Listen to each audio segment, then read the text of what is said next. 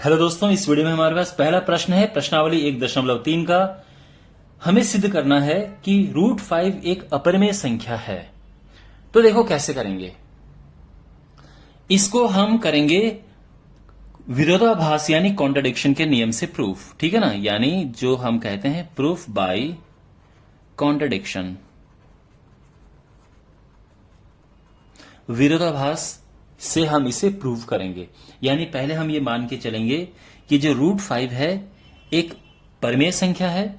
फिर ऐसी परिस्थितियां आएंगी जिससे हमारी कल्पना गलत साबित होगी और उसके बाद ये प्रूव हो जाएगा कि ये परिमेय नहीं अपरिमेय संख्या है। तो करते हैं, देखो स्टेप बाय स्टेप मैं आपको समझाऊंगा आराम से। तो सबसे पहले हम लिखेंगे माना √5 एक परिमेय संख्या है।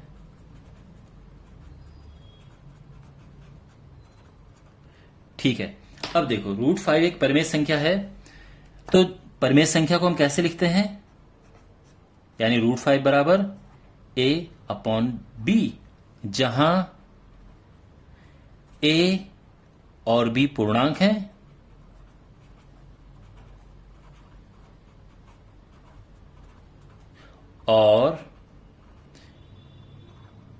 और इनका कोई भी कॉमन फैक्टर नहीं है।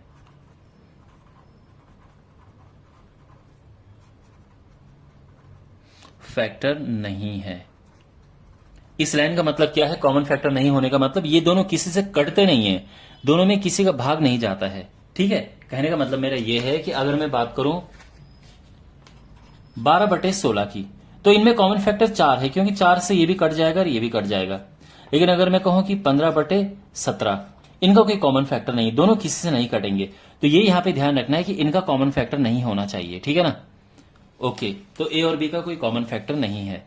अच्छा, अब हम क्या करेंगे, देखो मैंने इसको अलग कलर से लिखा है क्योंकि इंपॉर्टेंट लाइन है। जो भी इंपॉर्टेंट लाइन होगी मैं अलग कलर से लिखूंगा।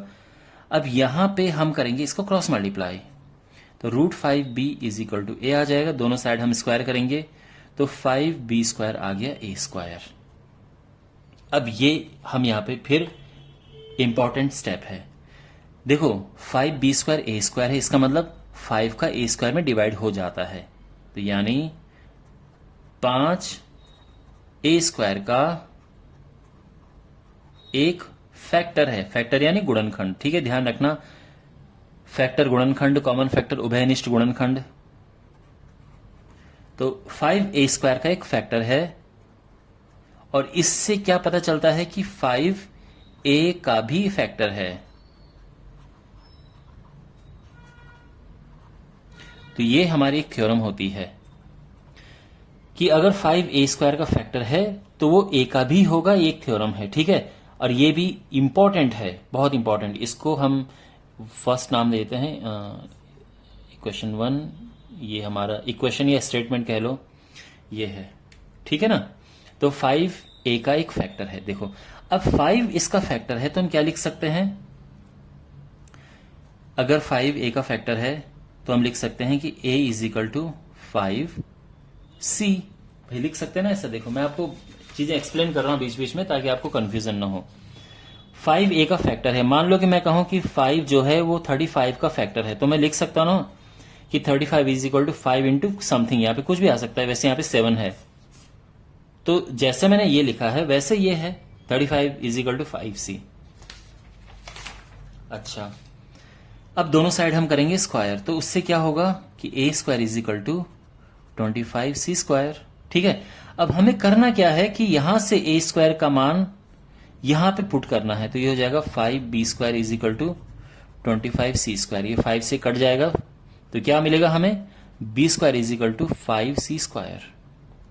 अब जो हमने यहां पे निकाला था निष्कर्ष, वही यहां पे भी निकालेंगे, ठीक है। तो हम कहेंगे कि 5b² का फैक्टर है, 5b² का एक फैक्टर है। और इसका मतलब क्या है कि 5b का एक फैक्टर है। आप समझ रहे हो, 5b² का फैक्टर है तो 5b का भी होगा, जैसे यहां पे था। इसको नाम दे देंगे हम इक्वेशन 3। अब यहां देखो आप सेकंड और थर्ड देखो, सेकंड और थर्ड से क्या क्या मिलता है यहां से कि 5 देखो ए का भी फैक्टर है और 5 बी का भी फैक्टर है, यानी 5 ए और बी का कॉमन फैक्टर है।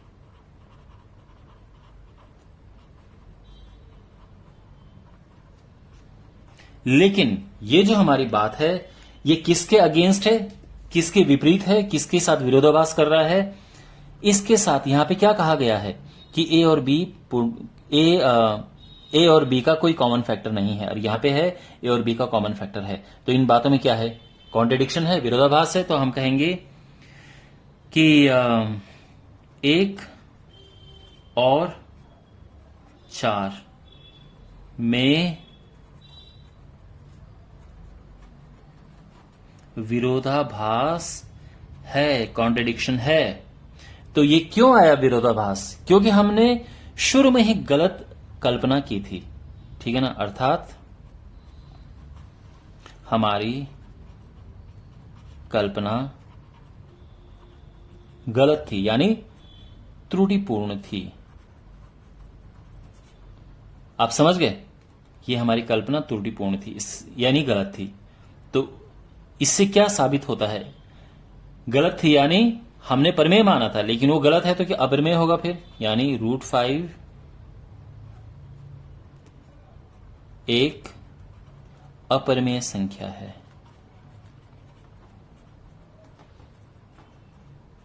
तो आई होप आपको ये समझ आ गया होगा। मिलते हैं अगले वीडियो में। Take care.